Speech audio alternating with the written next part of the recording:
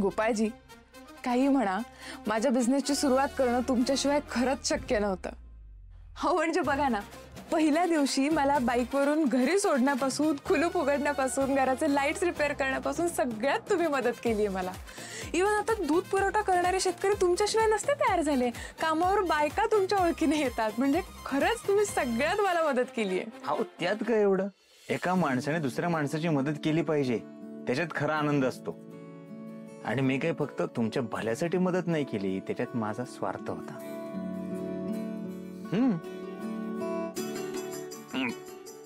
तुम्हाला सांगतो, समोरच्या माणसाच्या चेहऱ्यावर जर का आनंद दिसला का नाही तर मला डबल आनंद मिळतो.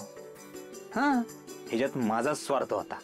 म्हणजे बघा, तुमच्या दादाने तुमच्या कामाला विरोध नाही दाखवला, त्याचा राग सगळा निवळून गेला, हे बघून मला जास्त आनंद झालाय. नाही खरंय, अहो दादाने एकदा होकार दिलाय ना, माझ्या डोक्यावरचं असं खूप ओझं हलकं झालंय. पण तुमचा दादा लय डेंजर आहे बरं का. काय बोलल, काय वागल, काय सांगतच आहे, नियमच नाही त्याचा. पण तेवढा प्रेमळ सुद्धा आहे. बघा की माधुरीला हिरीतनं वाचवलं, तिच्या पाठीशी सक्षमपणे उभा काय राहिलाय, पाक्या मामाला दम दिला. एवढं कोण करतं बरं? साधा माणूस एवढं करूच शकत नाही. बोलण्यात पण एक वेगळी जरब आहे बरं का. हो नाही, असाच आहे तो. म्हणजे त्याचं असं नुसतं बोलण्यातून पण ना माणसं घाबरतात. पण काय काम करतो तुमचा भाऊ?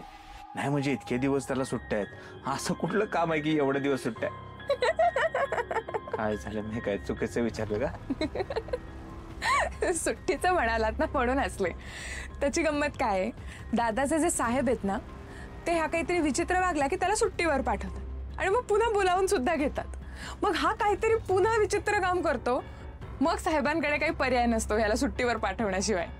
वा, चांगली गोष्ट आहे की. परत त्यांना कामावर सुद्धा बोलवतात, चांगली गोष्ट आहे. पण काम काय करतात तुम्हाला माहित नाही का? हो माझा दादा. दादा काय रे? मोबाईल राहिला होता.